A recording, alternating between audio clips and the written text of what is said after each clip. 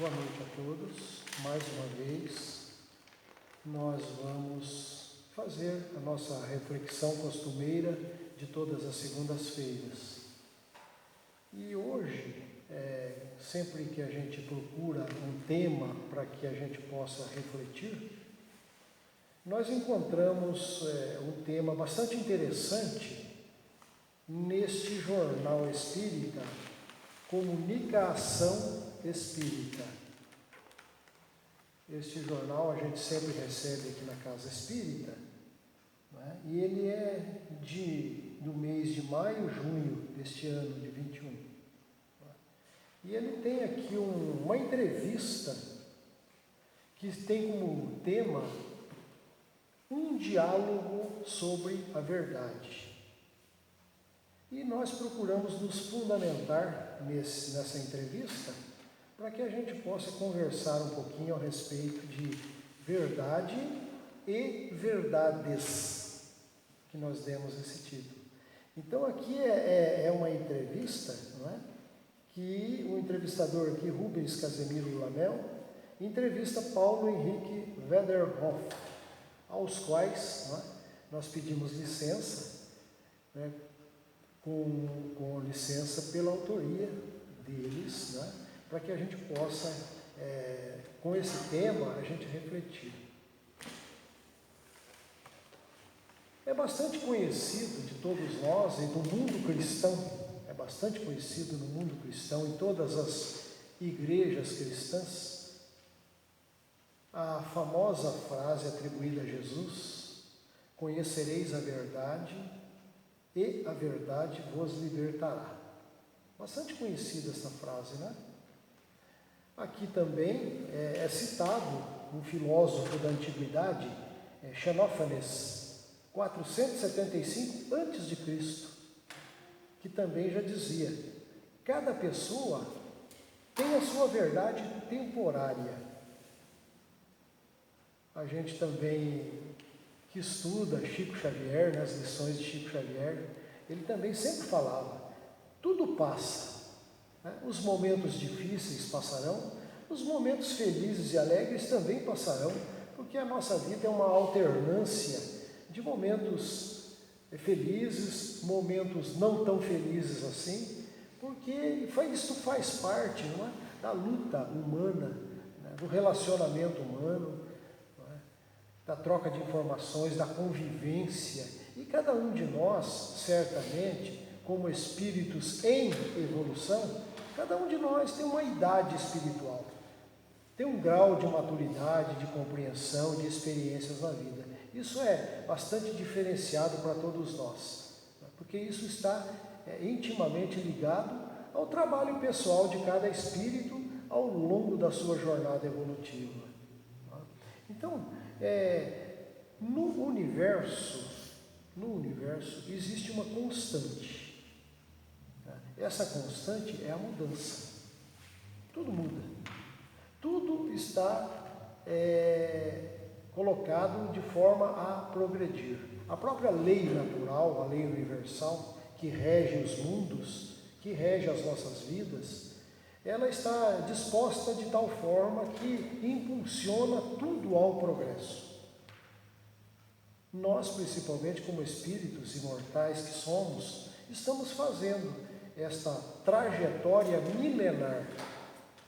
Nós estamos, através dos milênios, ocupando corpos físicos sucessivamente e aprimorando o eu profundo, o eu verdadeiro, o eu eterno, que é o espírito.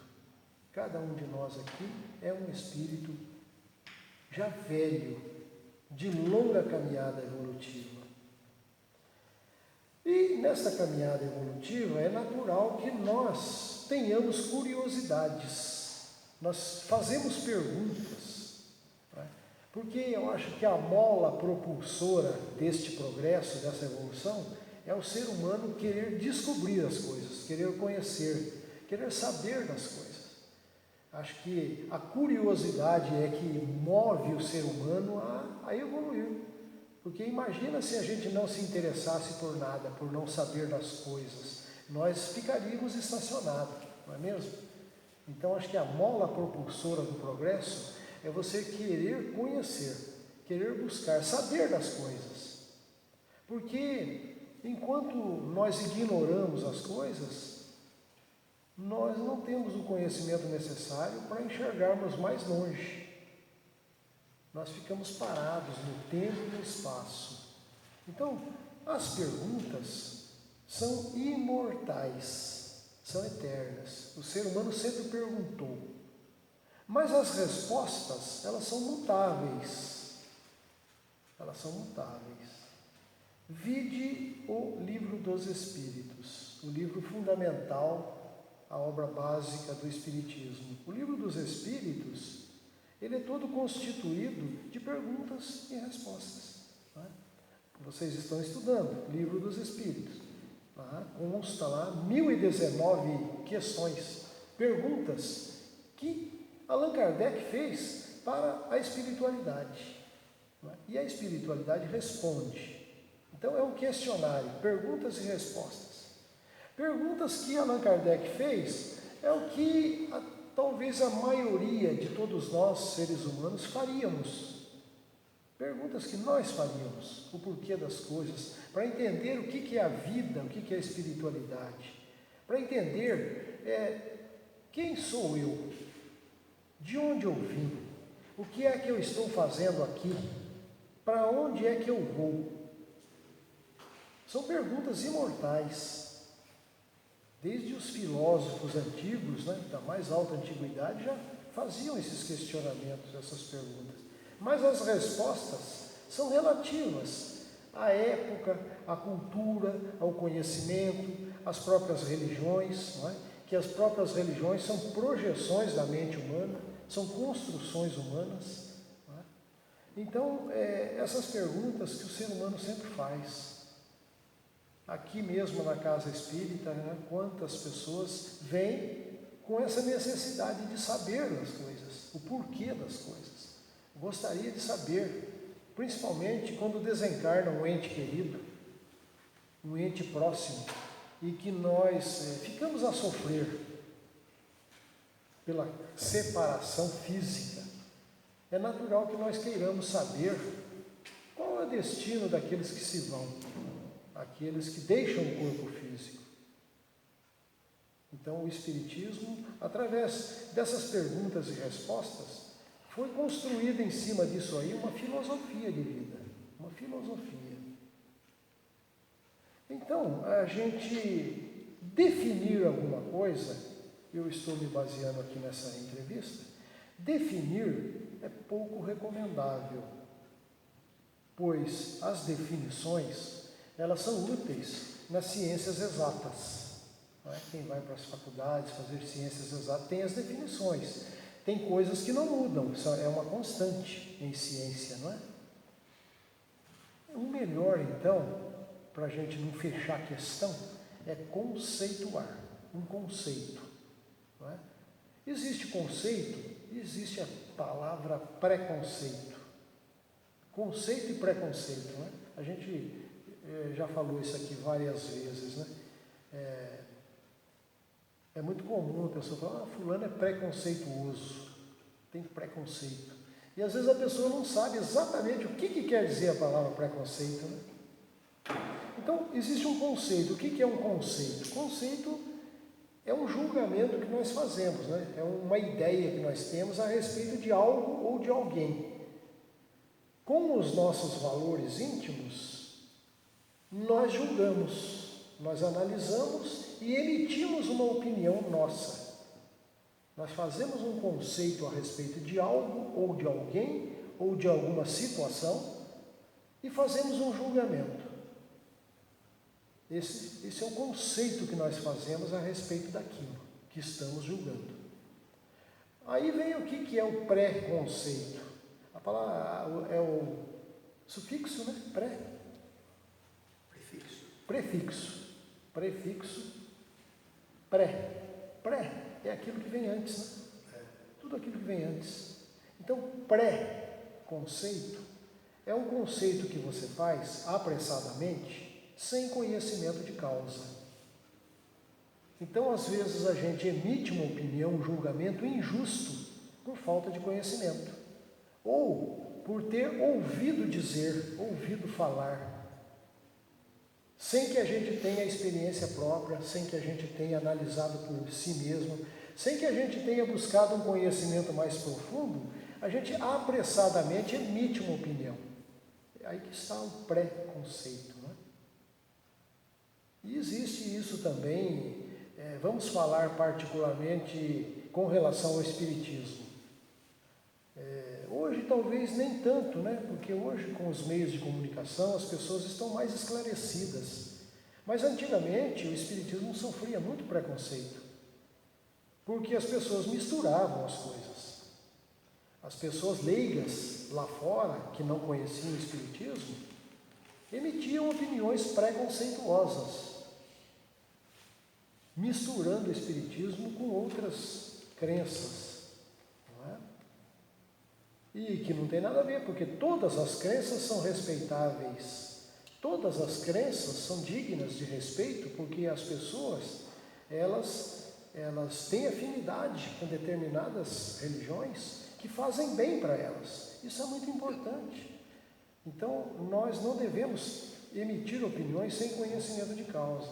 Então, as pessoas antigamente falavam coisas absurdas a respeito do Espiritismo sem conhecer. Mas, como eu disse, hoje já está bem melhor, não é? Hoje as pessoas estão mais esclarecidas, hoje os meios de comunicação favorecem o conhecimento. Imagine a gente definir Deus. Imagina definir Deus. É uma abstração, né? Uma abstração. Deus, na verdade, é uma projeção da mente humana, né? É o imaginário popular. Um livro que nós estudamos, do filósofo e professor Deepak Chopra, um livro dessa grossura assim, ele coloca Como Conhecer Deus. Eu li esse livro, tenho esse livro, e ele coloca Deus, como que a humanidade entende Deus desde os princípios da evolução das sociedades humanas, do conhecimento, né? Na cabeça do ser humano, Deus é algo que vai sendo progressivo, vai sendo compreendido de uma forma cada vez melhor. Tem um outro autor,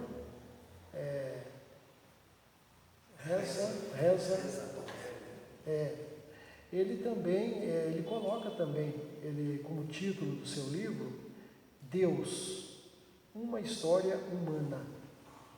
Ele mostra no seu livro a crença em Deus desde os tempos das cavernas, há milênios e milênios atrás, né? E a evolução do entendimento do que seria Deus. Então nós, nós já comentamos aqui, no livro de Gênesis, o primeiro livro do Velho Testamento na Bíblia, lá está escrito que Deus nos fez à sua imagem e semelhança. E a gente coloca que a recíproca é verdadeira, porque nós também fazemos Deus à nossa imagem e semelhança. Nós projetamos Deus na nossa mente com os nossos valores, com os paradigmas que nós temos da nossa cultura, da nossa convivência, principalmente aquilo que as religiões colocaram para nós. E então, de sorte que a gente olha hoje, principalmente as religiões tradicionais, Deus é um homem que está lá em algum lugar no céu. Não é verdade isso? Ou será que eu estou mentindo? Porque o tema aqui é verdade e verdades. Então existe a verdade particular de cada um, a verdade de cada religião, não é? A verdade de cada cultura, de cada filosofia, cada um tem a sua verdade. Então, normalmente, quando nós pensamos em Deus, a gente coloca Deus fora de nós, né? Deus é algo inatingível aos seres humanos. Deus é algo que está lá fora, no cosmos, no universo, em algum lugar que a gente nem sabe definir onde é que está Deus. E normalmente a gente imagina, ele é o chamado Deus antropomórfico, não é? Ele tem a forma do ser humano. A gente imagina que Deus é um senhor, né? Tanto é que nós chamamos de Pai, não é? Senhor, nós olhamos para o céu e clamamos, Senhor, Pai. Quer dizer, nós estamos transferindo para Deus aquilo que somos. Estamos atribuindo a Deus, porque na verdade ninguém sabe o que é Deus, não é? O livro dos Espíritos inicia com a questão número 1, que é a pergunta número 1 que Kardec faz aos Espíritos. Ele pergunta, que é Deus? Ou algumas traduções dizem, o que é Deus? Mas nunca quem é Deus. Não é quem é Deus, ele não está personificando Deus. Ele está perguntando o que é Deus. Os Espíritos deram uma resposta no nosso nível de entendimento, não é? Dizem que Deus é a inteligência suprema, a causa primeira de todas as coisas. Mas não está dizendo que é um homem, né? Está dizendo que é uma inteligência suprema, a causa primeira de todas as coisas. Essa causa primeira de todas as coisas é que, lógico, todas as religiões concordam. Todas as religiões concordam que Deus é o Criador do universo e nós somos as criaturas. Então, segundo essa visão, nós somos sempre seres subservientes a Deus, não é? Que temos que obedecer, não podemos desobedecer às suas ordens, sob pena de sermos julgados, apenados, ou abonados por Deus. E esse Deus é alguma figura que fica fora no cosmos, nos julgando as nossas atitudes aqui na Terra, controlando a nossa vida. E segundo a maioria dessas religiões tradicionais cristãs, nenhuma delas ensina a reencarnação. Nenhuma delas. Somente as religiões orientais, como o budismo, né? Elas ensinam a reencarnação. Mas as religiões tradicionais cristãs não ensinam a reencarnação. Dizem que está escrito na Bíblia que o homem vive uma vez só e morre uma vez só. Não é? E a gente já falou isso aqui tantas e tantas vezes, e fica uma coisa muito difícil, né? Porque se for assim, como é que nós vamos nos consertar perante a vida? Porque nós não somos perfeitos mesmo, nós somos seres perfectíveis, somos passíveis de aperfeiçoamento. Nós vamos galgando os degraus do conhecimento, da experiência ao longo do tempo. Então é impossível que um ser humano que viva aqui na carne 80, 90 anos, quiçá até 100 anos, como eu tenho 2 tios que vão fazer, um já fez 100 anos, o outro vai fazer. É impossível você alcançar o aprimoramento total num curto período de 100 anos, de um século. Isso é impossível, porque o conhecimento é infinito, é vasto, é infinito.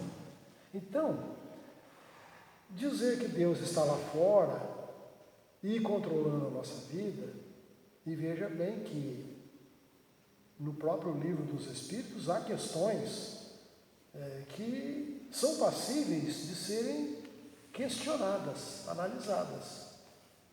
Porque em se tratando de religiões, as religiões com fundamento na Bíblia, elas têm as suas verdades absolutas, inquestionáveis.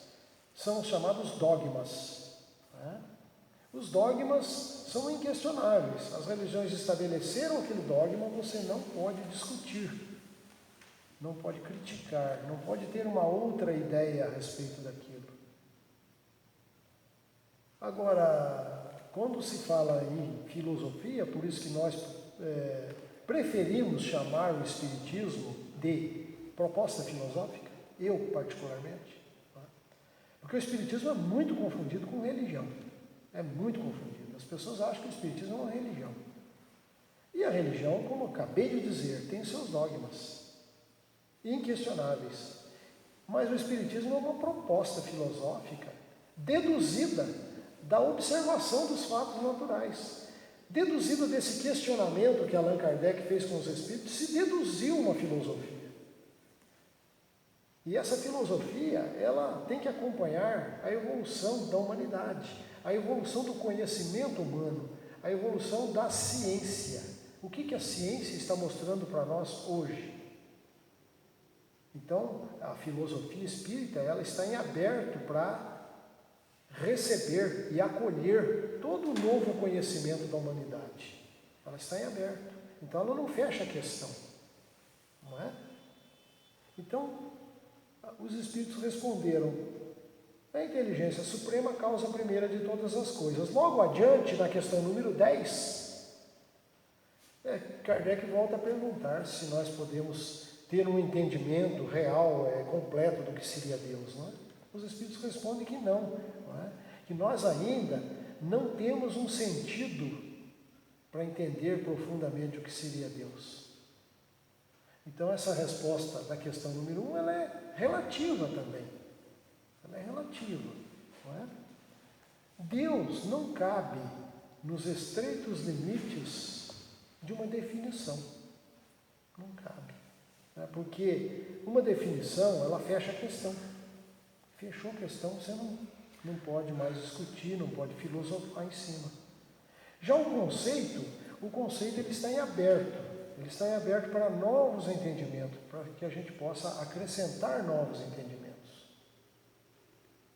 É muito comum, eu costumo dizer que a maior prerrogativa que o Espiritismo nos concede é o livre pensar.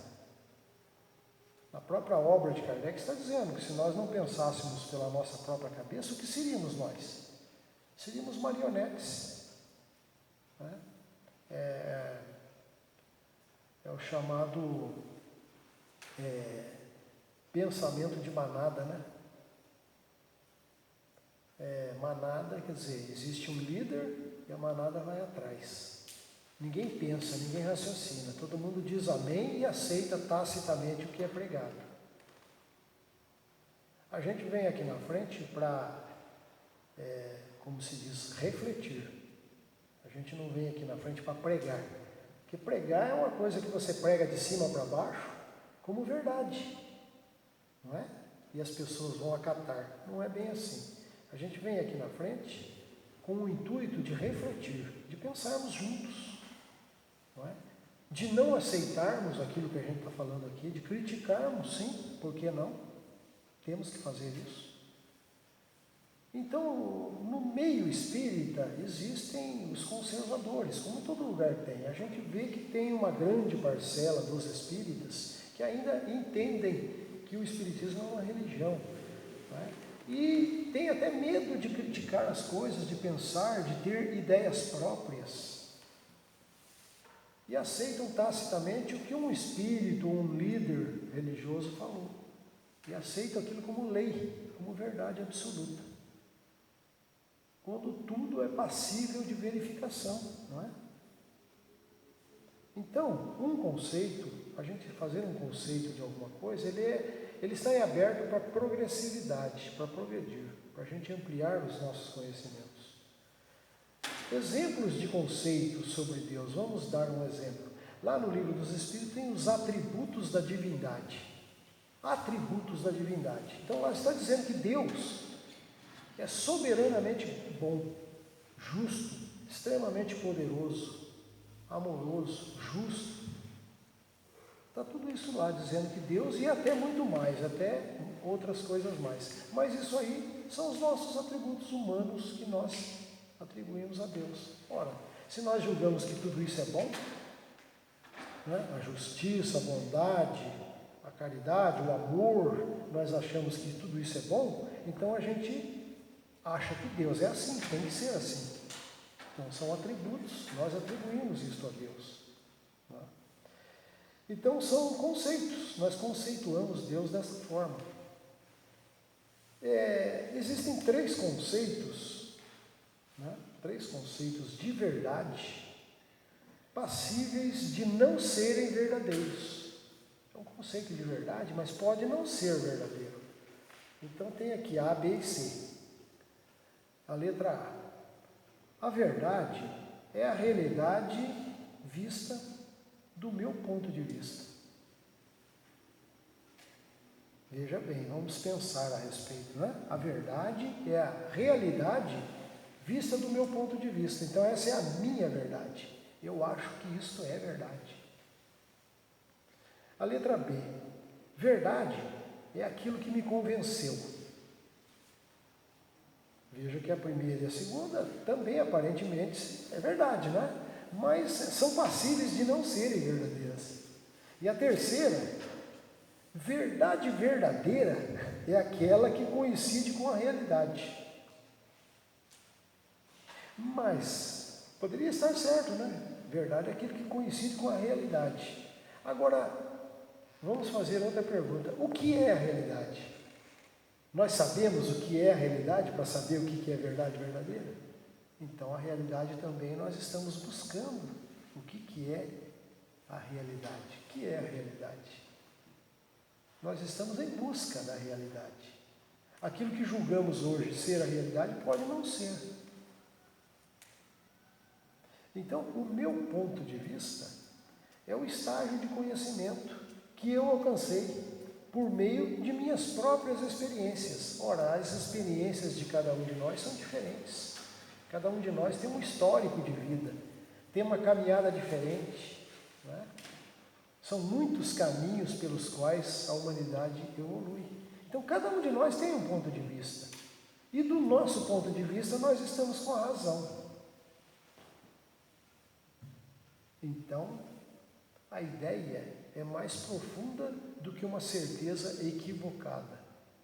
Essa questão de certeza equivocada leva o ser humano à arrogância, ao orgulho, à vaidade do conhecimento. E isso nos cega para a verdade. Isso aqui,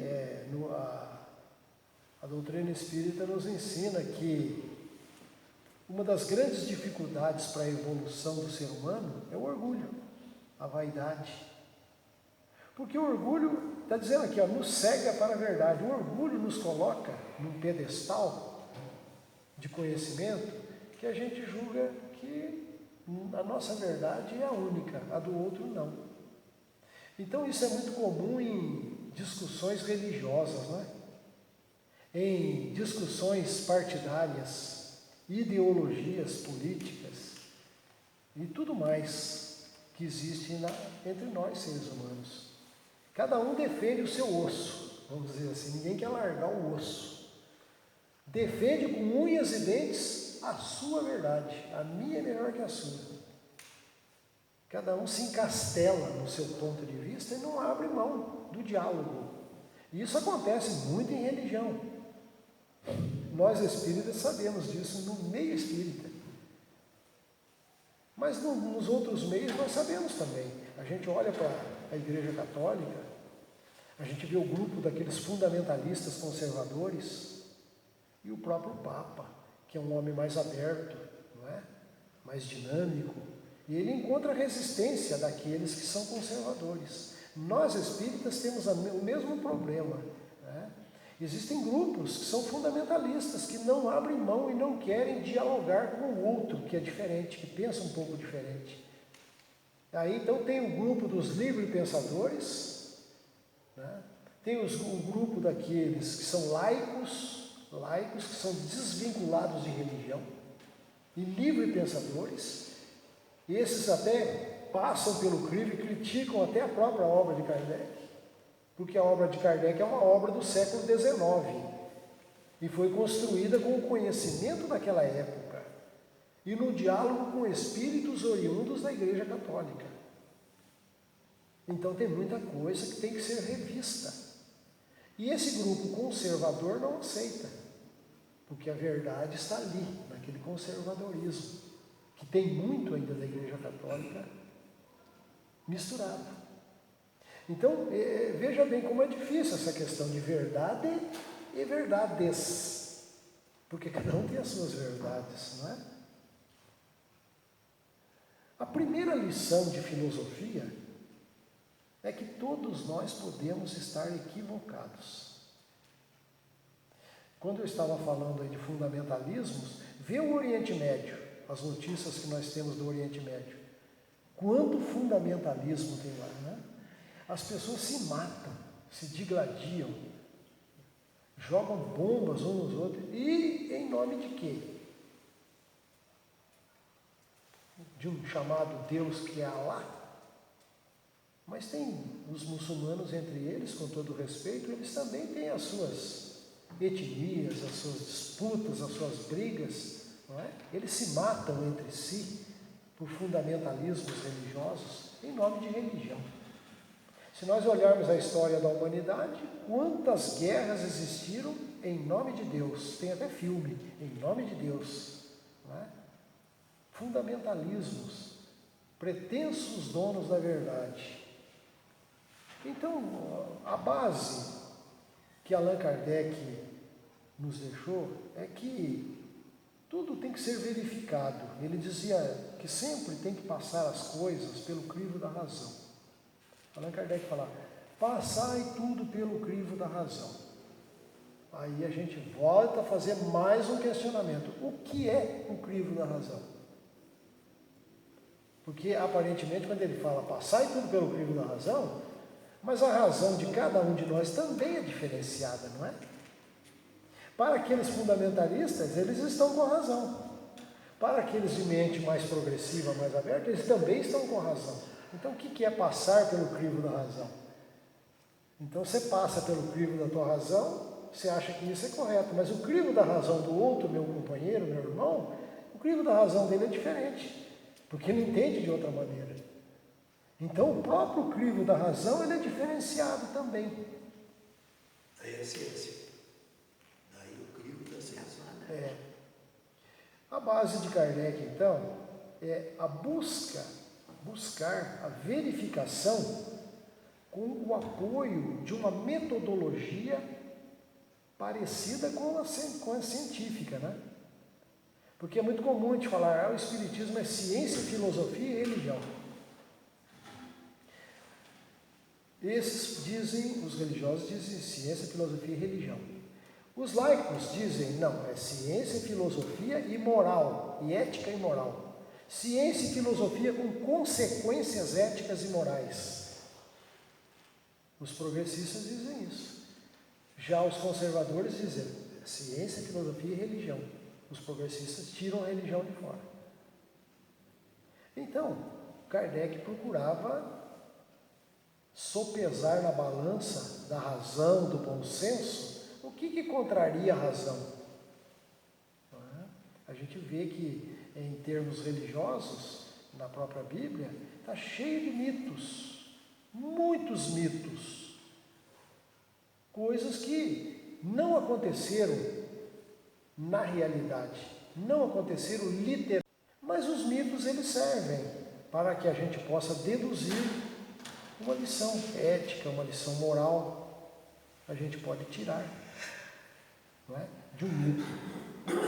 Mas Kardec então buscava o apoio da metodologia científica para validação, validar aquilo que fosse possível validar. Porque duvidar é salutar. Em ciência existe a dúvida, não é? Os cientistas duvidam das coisas, porque você não pode aceitar de primeira. Em ciência, as experiências têm que ser repetidas à exaustão, até que possa ser confirmado.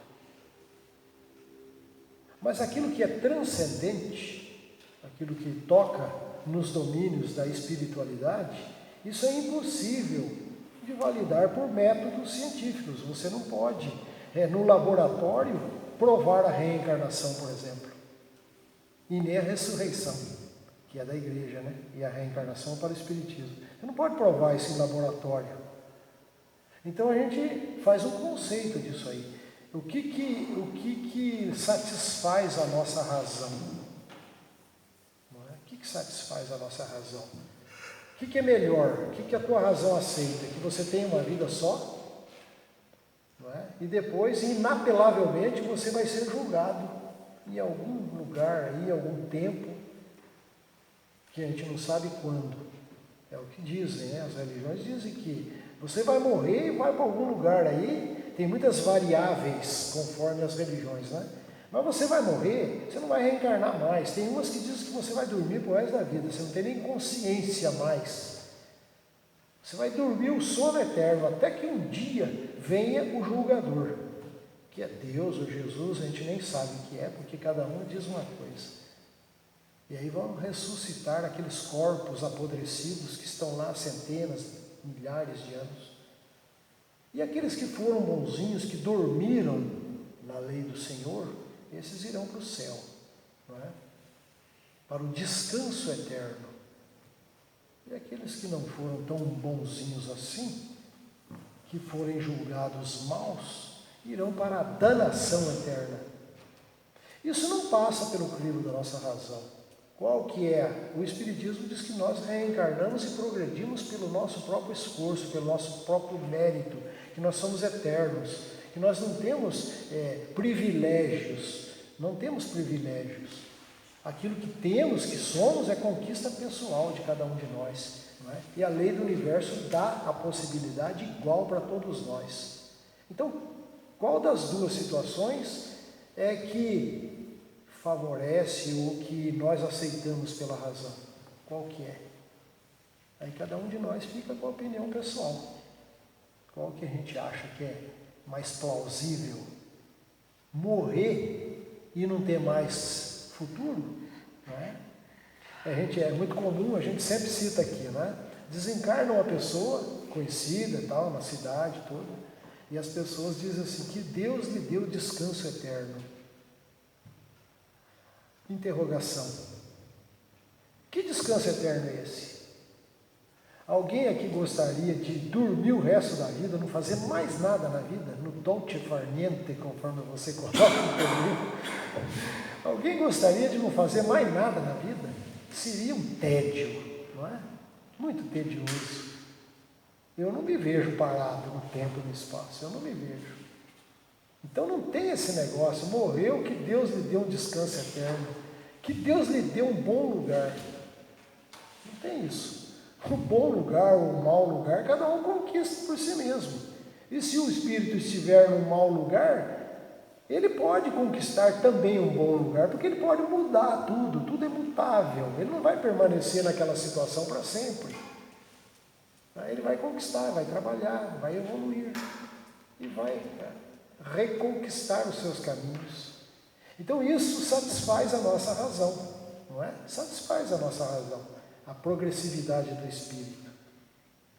Então, essa lição vem nos chamar a atenção para isso, para aquilo que a gente julga ser a nossa verdade.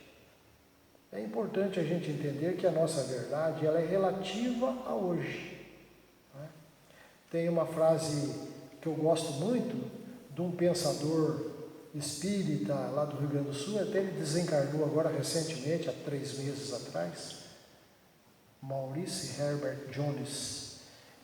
Ele diz a seguinte frase: sabemos pouco, não temos certezas definitivas, mas ousamos buscar.